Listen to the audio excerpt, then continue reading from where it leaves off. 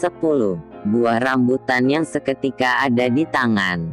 Ketika beliau masih tinggal di kampung keraton, biasanya setelah selesai pembacaan maulid, beliau duduk-duduk dengan beberapa orang yang masih belum pulang sambil bercerita tentang orang-orang tua dulu yang isi cerita itu untuk dapat diambil pelajaran dalam meningkatkan amaliyah. Tiba-tiba beliau bercerita tentang buah rambutan, padahal pada waktu itu masih belum musimnya. Dengan tidak disadari dan diketahui oleh yang hadir, beliau mengacungkan tangannya ke belakang dan ternyata di tangan beliau terdapat sebuah buah rambutan yang masak. Maka heranlah semua yang hadir melihat kejadian akan hal tersebut. Dan rambutan itu pun langsung beliau makan. 11. Menurunkan hujan. Pada suatu musim kemarau yang panjang, di mana hujan sudah lama tidak turun sehingga sumur-sumur sudah hampir mengering, maka cemaslah masyarakat ketika itu dan mengharap agar hujan bisa turun. Melihat hal yang demikian, banyak orang yang datang kepada beliau mohon minta doa beliau agar hujan segera turun. Kemudian beliau lalu keluar rumah dan menuju pohon pisang yang masih berada di dekat rumah beliau itu. Maka beliau goyang-goyangkanlah pohon pisang tersebut dan ternyata tidak lama kemudian, hujan pun turun dengan derasnya.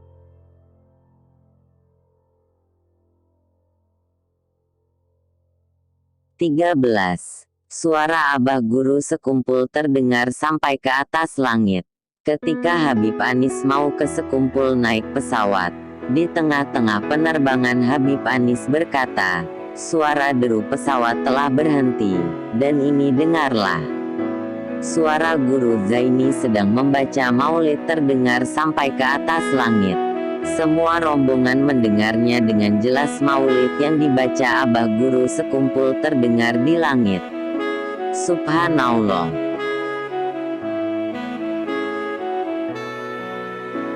14. Melunasi hutang tanpa diberitahu. Suatu hari, Habib Maksum dari Pasuruan bertamu ke rumah Abah Guru sekumpul.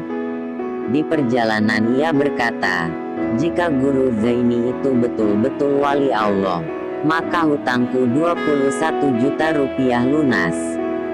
Sampai di kediaman Abah Guru ia pun disambut dengan ramah lalu dipersilakan duduk. Ketika sedang bercakap beberapa saat, tiba-tiba datang seseorang menyerahkan cek kepada Abah Guru.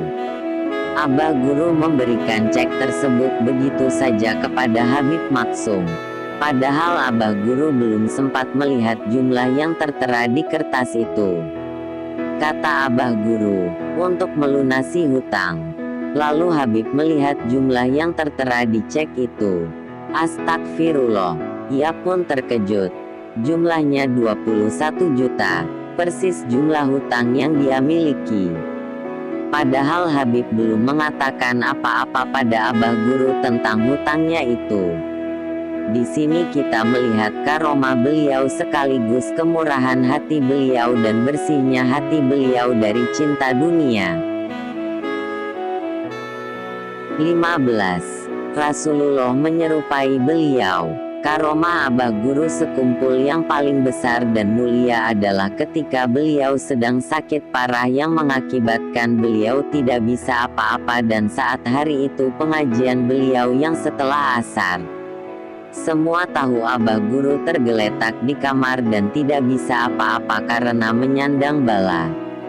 Tapi tiba-tiba datanglah beliau ke majelis dengan keadaan segar dan bugar seperti orang yang sehat. Beliau mengimami sholat asar lalu mengisi pengajian sampai selesai. Orang-orang mengira Abah Guru telah sehat. Namun setelah pengajian terbukalah semuanya ketika salah seorang Habib dari Hadramaut berkata, beruntung murid-murid Syekh Zaini telah dipimpin langsung oleh Rasulullah yang datang dan menyerupai Syekh Zaini. Subhanallah.